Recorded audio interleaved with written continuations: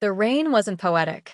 It was a miserable, city-gray sheet of water that hammered against the panoramic windows of Aurelia, turning the glittering skyline into a watercolor bleed. Inside, the air was warm, thick with the scent of truffle oil and old money. For Rhiannon, it was the smell of the end of a 14-hour double shift. Her feet were a dull, distant ache. Her starched white shirt felt like cardboard against her skin, and the red vest and black bow tie were a cage she'd been trapped in since noon. Just one table left. Booth 12. The dark leather crescent in the corner that the senior staff always found a way to avoid. It was occupied by 4 men, their suits so dark they seemed to absorb the low, golden light of the restaurant. They spoke in a language that hummed just beneath the polite clatter of silver on porcelain, a low, guttural cadence that felt both intimate and exclusionary. Korean. She knew it instantly, the sound of it a phantom limb from a childhood spent a world away. The man in the center, the one the others orbited like nervous planets, was unnervingly still. He hadn't said much, but every time he shifted, the air in the booth tightened.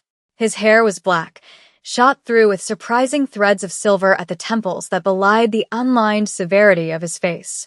He possessed a kind of predatory calm, the stillness of a panther watching its prey from a high branch. Rhiannon approached, her professional smile plastered on like a second skin.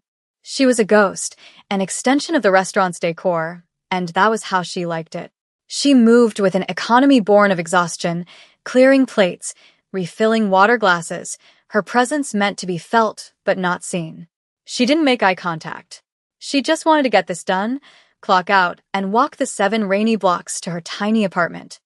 As she reached for the final empty bread plate, the man in the center spoke, not to his companions, but to her. His English was perfect, a low baritone completely devoid of an accent, which was somehow more jarring than if he'd had won.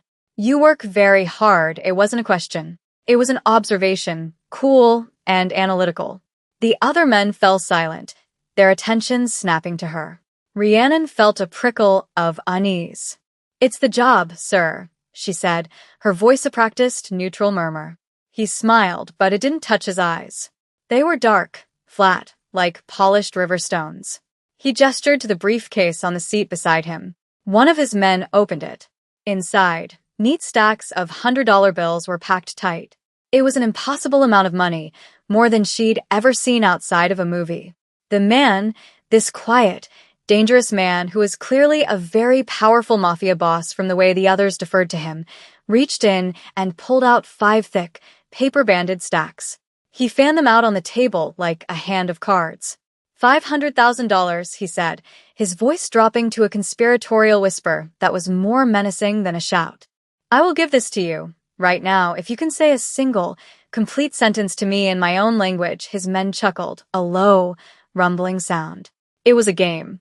A rich man's cruel sport. They were laughing at her, the tired black waitress in the cheap uniform. He was dangling a fortune in front of her, certain she couldn't possibly grasp it. She looked at the money, and for a dizzying second, she saw her student loans erased, her mother's mortgage paid, a life without the bone-deep weariness that was her constant companion. Then she looked at his face, at the smug certainty in his dark eyes. He saw her as an object, a piece of entertainment. And something inside her, a stubborn, quiet little flame that 14 hours of labor couldn't extinguish, flickered to life. She straightened her spine, lifted her chin, and met his gaze directly.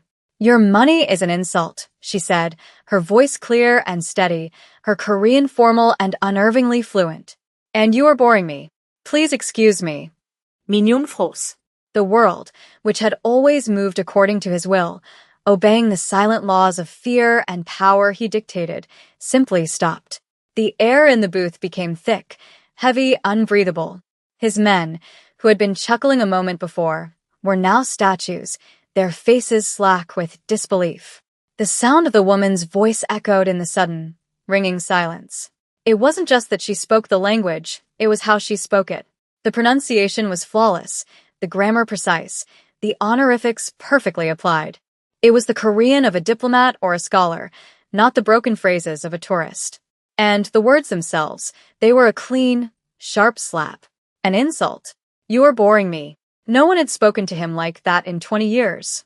Not since he had consolidated power and become the man whose name was only ever whispered.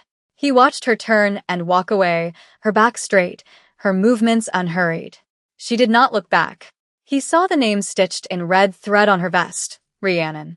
He had offered her a fortune and escape, and she had dismissed him, as if he were nothing more than a minor annoyance. He was the most feared Korean mafia boss on the eastern seaboard, a man who could make fortunes disappear and people vanish with a single, quiet phone call. And this girl, this exhausted waitress with tired eyes and an unbreakable spine, had looked him in the face and found him wanting. The amusement he had felt moments before curdled into something else entirely. It was a sharp, unfamiliar sensation, a complex chord of shock, fury, and a terrifying, electrifying curiosity. Who was she? How could a person with so little have so much pride? He had built an empire on understanding human weakness, on knowing the precise price of any person's loyalty or fear. But Rhiannon, it seemed, was not for sale. A slow, dangerous smile touched Minjun's lips. The game was no longer boring. The rest of the shift passed in a blur of anxiety. Every time the kitchen door swung open, Rhiannon expected to see one of the men from booth 12 coming to inform her she was fired. Or worse. She mechanically wiped down counters, polished silverware, and restocked salt shakers, her mind replaying the scene over and over. The sheer recklessness of her words appalled her. She had provoked a man who was clearly dangerous, a man who carried $500,000 in cash as pocket money. She was an idiot, a tired, proud idiot. When she finally clocked out, the rain was still coming down. Relentless assault on the city. She pulled the hood of her thin jacket over her head and stepped out of the restaurant's warm glow into the cold, wet dark. A black sedan, sleek and silent as a shark, was idling at the curb. It was the same car she'd seen the men arrive in. Her heart hammered against her ribs. This was it. She started to walk faster, her worn sneakers splashing through puddles, but the car kept pace with her, its engine a low, predatory purr. The back window slid down with a soft whir. It was one of the men from the booth, his face impassive. "Mr. Khan would like to offer you a ride home," he said. It was phrased as an offer, but the tone was an order. Every instinct for self-preservation screamed to her to run, to say no, to disappear into the labyrinth of wet city streets. But another part of her, the part that had spoken out in the restaurant, was tired of being scared. She was tired of her small, constrained life. And more than anything, she was curious. She stopped, turned, and looked at the open car door. It was a portal to another world, a world of danger and power she had no business entering. She thought of her overdue bills, the leak in her ceiling, the gnawing exhaustion that never seemed to leave her. What did she really have to lose? Taking a deep breath that did little to calm her racing heart, she walked to the car and slid into the cool leather of the back seat. The door closed with a heavy, final thud, sealing her inside a world of silence and expensive leather. Minjun was sitting in the opposite corner of the spacious back seat, looking out at the rain-streaked city lights. He didn't turn to look at her as she settled in, but she felt his awareness of her like a physical pressure.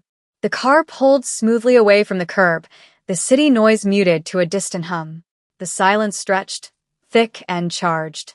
She stared at her own hands, twisting the worn strap of her backpack in her lap. She could feel him watching her now, his gaze analytical. "You were born in Seoul," he said. It wasn't a question. "My parents were medical missionaries," she replied, her voice tight. "We lived there until I was 12. That explained the language, but not the defiance." It didn't explain why she had thrown his offer back in his face. "That money," he began, his voice still low and even, "could have changed your life. Some changes aren't worth the price," she said, finally finding the courage to look at him. His face was unreadable in the shifting shadows. "Everything has a price," he countered smoothly. "You simply disagreed with mine," he paused, letting the statement hang in the air. "I am opening a new division of my company. A legitimate one. Imports and exports. It requires a great deal of negotiation with partners in Seoul. I need a translator, a cultural advisor, someone who understands the nuances that a simple bilingual person would miss." He named a salary that made her head spin. It was more than her father, a surgeon, had ever made in a year. It is a professional arrangement, he continued, his eyes locking onto hers. Your skills are valuable to me. I am willing to pay for them. No other obligations, it was a lie, and they both knew it. This wasn't about her language skills. It was about her. He was a collector of rare things, and he had just found a priceless artifact he didn't understand. He wasn't offering her a job. He was offering her a gilded cage, a way to keep her close until he could figure her out. She took the job. Her best friend, Chloe, a pragmatic nursing student who had seen Rhiannon through every bad decision since high school, called her certifiably insane. A Korean Mafia boss, Rhi? Are you kidding me? You think he's hiring you for your scintillating grasp of business honorifics? He's going to eat you alive. Rhiannon knew Chloe was probably right. But the offer was a lifeline she was too desperate to refuse. The office was on the 48th floor of a gleaming glass skyscraper, a sterile, minimalist space that screamed corporate legitimacy. Her desk was mahogany, her computer was state-of-the-art, and the view of the city was breathtaking. The work itself was surprisingly real. She translated dense legal contracts, sat in on video conferences with serious-faced executives in Seoul, and drafted correspondence that navigated the treacherous waters of international business etiquette. She was good at it. Her competence was a shield, a suit of professional armor she wore every day. Min-jun was a constant, quiet presence. He was rarely in the main office, preferring his own private suite, but she always felt him there. He would appear silently in her doorway to ask a question about a contract, or summon her to a meeting where he would sit in his characteristic stillness, observing everything. She began to see the machinery of his power. It wasn't in loud threats or displays of violence. It was in the way powerful men deferred to him, the way a single, quiet word from him could end a negotiation, the palpable fear and respect he commanded without ever raising his voice. Yet in the quiet moments she saw other things. She saw the way he would watch her when he thought she wasn't looking, his expression not predatory, but something closer to puzzled wonder. She saw the faint lines of fatigue around his eyes that his perfect suits couldn't hide. She was a complication in his perfectly ordered world, and he didn't know what to do with her. The tension between them was a constant, low hum, a wire pulled taut that vibrated with every shared glance, every professional exchange. She was losing herself, just as Chloe predicted, but not to fear. She was losing herself to a reluctant, terrifying warmth. One night, they were the last two in the office. A storm had blown in, a furious echo of the night they'd met, and the city below was a glittering, rain-lashed tapestry. They had been working for hours on a difficult negotiation, and the air was thick with shared exhaustion. Min-jun had dismissed his driver. They were alone, suspended 48 floors above the world. He was standing by the window, his back to her. "Why did you come back to the States?" he asked, his voice softer than she'd ever heard it. The question was personal, a deliberate step across the professional line they had so carefully drawn. "My father got sick," she said, the memory still a dull ache. "We had to come back for his treatment. He passed away 2 years later." She hadn't meant to share that much, but the quiet of the room and the drumming of the rain against the glass pulled the words from her. He turned from the window, his face shadowed. "I am sorry for your loss." There was a genuine note of sympathy in his voice that caught her off guard. "And your mother?" She moved back to her hometown in Alabama. "She worries about me here." Rhiannon gave a small, humorless laugh. "If she knew where I was working, she'd have a heart attack." He was silent for a long moment, studying her. "My father," he said, his voice dropping even lower, "built this enterprise. He was a hard man. He taught me that emotion is a weakness, that caring for someone makes you vulnerable." He died believing that it was the most he had ever revealed about himself, a tiny crack in the marble facade. He was telling her in his own way that she was making him vulnerable. The space between them crackled with unspoken things. The danger he represented, the impossible chasm between their worlds, it all seemed to fade away, leaving just two people, alone in a tower, sharing a moment of fragile, unexpected honesty. The professional arrangement was a ruin, and they were standing in the wreckage, finally seeing each other clearly. The crisis came without warning, a violent intrusion into the sterile quiet of their professional world. It was a Tuesday afternoon. Minjun was in a meeting across town, and Rhiannon was heading out to pick up lunch. As she stepped out of the elevator into the building's marble lobby, she felt the shift in the atmosphere. Two men in tracksuits were standing near the revolving doors, trying too hard to look casual. They weren't Minjun's men. Her blood ran cold. One of them met her eyes, and a slow, ugly smile spread across his face. He nodded to his partner. She didn't think. She just turned and ran back toward the elevators, fumbling for her phone. They were after her. She was a tool, a way to get to Minjun. A vulnerability. She stabbed at the elevator button, her hands shaking. The door slid open and she threw herself inside, just as one of the men lunged for her, his fingers brushing the back of her jacket. She jabbed the button for the 48th floor and collapsed against the wall as the doors slid shut. She called Minjun. Her voice was a ragged whisper. Lobby. Two men. They're coming up. The line went silent for a beat, and then his voice came back, transformed. The calm, controlled man was gone. In his place was something cold, ancient, and absolutely lethal. Lock the main office door. Go to my private suite and lock that door too. Do not open it for anyone but me. Do you understand? She did as he said, her heart pounding a frantic rhythm against her ribs. She barricaded herself in his office, listening to the terrifying silence. Minutes stretched into an eternity. Then she heard it, a loud bang from the outer office, followed by shouting. A crash. And then silence again. A key turned in the lock of the suite. The door swung open. Minjun's suit. His suit was immaculate, but there was a dark splash of blood on his white cuff. His face was a mask of cold fury, but his eyes, when they found hers, were wild with a terror that mirrored her own. He crossed the room in 2 strides, his hands framing her face, his thumbs stroking her cheeks as if to assure himself she was real. The control was gone. The Korean Mafia boss was gone. In his place was just a man, terrified of losing the one thing he could not replace. He took her not to her apartment, but to his, a sprawling penthouse that felt more like a fortress in the sky. The silence in the car was absolute, a heavy blanket of shock and adrenaline. He didn't let go of her hand the entire way.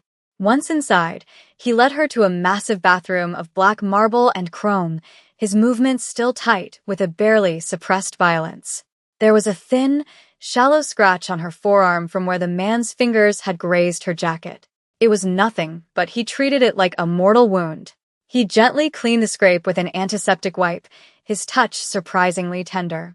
The clinical act seemed to anchor him, to bring him back from the precipice of whatever cold rage he had just unleashed in the office downstairs. When he was done, he looked up at her, and the last of his composure finally shattered. The powerful, untouchable man who commanded a criminal empire looked utterly broken. "When you called," he began, his voice rough, hoarse with emotion, "when I heard the fear in your voice, I realized my father was wrong." He sank to his knees before her, taking her hands in his. It was a gesture of such complete surrender it stole her breath. "Vulnerability is not a weakness," he whispered, his forehead resting against their joined hands. "Living without feeling anything, that is weakness. And before you I was weak. I was a ghost in my own life." He looked up, and the raw, unguarded truth in his dark eyes was devastating. "Seeing you in danger, it didn't just make me vulnerable. It made me real. You make me real." Rhiannon, he took a ragged breath. "I love you. It is the only true thing I have ever known."